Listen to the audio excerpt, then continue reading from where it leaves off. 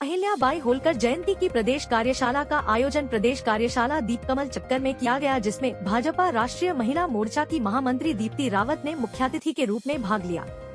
कार्यक्रम में भाजपा प्रदेश अध्यक्ष डॉ राजीव बिंदल, महामंत्री एवं कार्यक्रम संयोजक त्रिलोक कपूर, महामंत्री बिहारी लाल शर्मा, महिला मोर्चा प्रदेश अध्यक्षा वंदना गुलेरिया ने विशेष रूप से भाग लिया।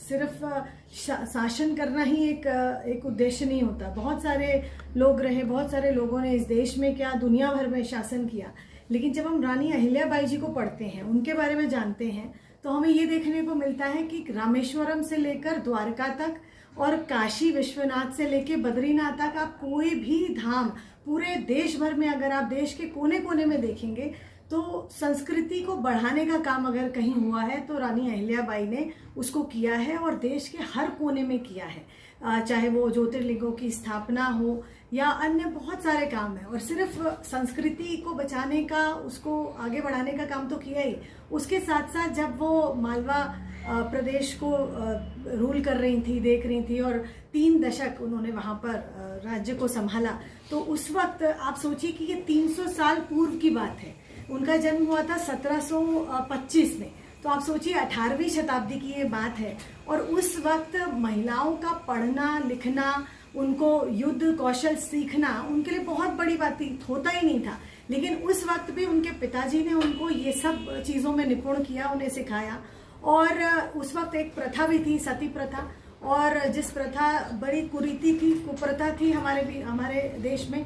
लेकिन उस प्रथा के कारण जब उनके पति का देहांत हुआ, बहुत कम उम्र की वो थी उस वक्त, तो उस वक्त भी आप सोचिए कि उस समय भी उनको उनके ससुर जी ने कहा कि नहीं, तुमको इस राज्य को तुम्हारी ज्यादा जरूरत है, इसीलिए तुमको राख नहीं, यहाँ माता की जरूरत है, इसलिए तुम नहीं होगी सकती। उनको मनाया और फिर उन्होंने उस मालवा प्रदेश को बहुत आगे वो लेके गई। चाहे वो आप पूरा उनका जीडीपी देखिए, जिस प्रकार से ग्रोथ किया उन्होंने, जिस प्रकार से महेश्वर से वो वहाँ राज करती थी, तो महेश्वरी साड़ी को उन्होंने कैसे प्रमोट किया, कैसे जो कलाकार हैं, जो आर्टिस्ट थे, उन लोगों को ट्रेन किया, उसके बाद उनको बुलाया और महेश्वर में उनको स्थापित किया। वहां पर छोटी कॉटन इंडस्ट्री को उन्होंने आगे बढ़ाया, जिसमें कि महेश्वर साड़ी का वहाँ उद्योग होता था। तो बहुत सारी चीजें, सिर्फ एक ही नहीं, उन्होंने बहुत सारी चीजें करी। और ये इतना प्रेरणादायक उनका जो हमारे पास उनका सुशासन है। उन्होंने बहुत, कोई युद्ध नहीं लड़ा, कोई लड़ाई नहीं लड़ी, लेकिन फिर भी अपने प्रदेश को कैसे बचाकर रखा और कैसे संस्कृति को आगे बढ़ाया, कैसे विमेन एम्पावरमेंट को, विमेन को एम्पावर किया। उनके प्रदेश में जो विधवा महिलाएं थी उनको वो कैसे, उन्होंने दोबारा रीमैरिज को उन्होंने प्रमोट किया, कैसे उनको वो अपने पैरों पे खड़ी हो, स्वावलंबी बने। उस वक्त उसकी उन्होंने तैयारी करी कि वो भी ये जो इंडस्ट्री उन्होंने बनाई या कुछ और काम है, उसकी उन्हें ट्रेनिंग देके वो वहां पर काम करें।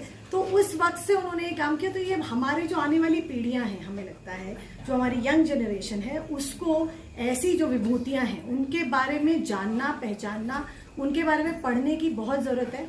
तो आज हम इसी उपलक्ष्य में यहाँ पर हैं, आज शिमला में, क्योंकि उनकी 300वीं जो जन्म शताब्दी है, उसको हम पूरे साल भर हमारे सारे अनुसांगिक संगठन इसको कर रहे हैं। और भारतीय जनता पार्टी ने इस अभियान को लिया है, जो कि 21 से लेकर और 31 मई तक ये चलेगा। और इसमें अन्य बहुत विभिन्न कार्यक्रम होंगे, पूरे देश भर में इसमें कार्यक्रम होने वाले हैं। हर जिले में, हर छोटी जगह पे ये कार्यक्रम होंगे। स्टूडेंट्स के बीच में कार्यक्रम होंगे, प्रोफेशनल महिलाओं के बीच में होंगे, और बहुत अलग अलग तरीके से अलग अलग प्रदेश में होंगे। तो मुझे लगता है कि आप सबको भी मैं शुभकामनाएं देती हूँ उनकी 300वीं जयंती की। जो सुन रहे हैं उनको धन्यवाद। शिमला से कैमरामैन युगमार्ग टीवी।